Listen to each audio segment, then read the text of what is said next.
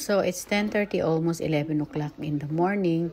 So this is actually my brunch. So for today's video, magluluto tayo ng hapunan. But bago tayo magluto ng hapunan, let's eat breakfast, brunch muna. So ayan na nga. Kumakain na muna ako kasi nagutom na ang lola. So ang aking food ay bread with avocado.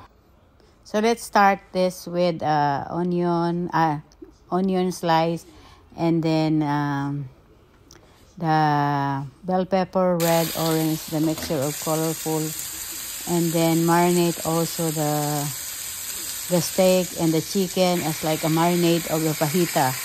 So I have here chicken and beef because we are going to make our chicken and steak fajita. So as you know already, you have to marinate this for an hour before you make it. So I did first cook the chicken in a cast iron and minimum heat only.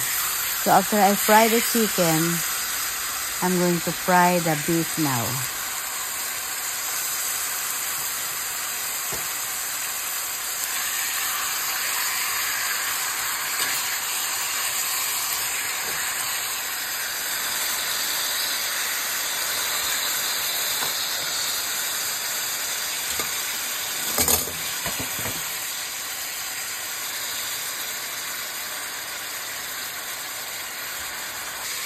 And then I slice the chicken. As you can see, the beef is almost ready.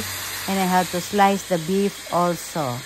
After you slice the beef, you put everything into the iron skillet and the bell pepper and the onion and mix the beef and the chicken together. And just cook it for 10 to 15 minutes until it's like na-corporate na lahat ng mga halo. So ayan lang guys. Ang aming hapunan, you can wrap it. That's why it's chicken steak fajita wrap. So thank you for watching guys.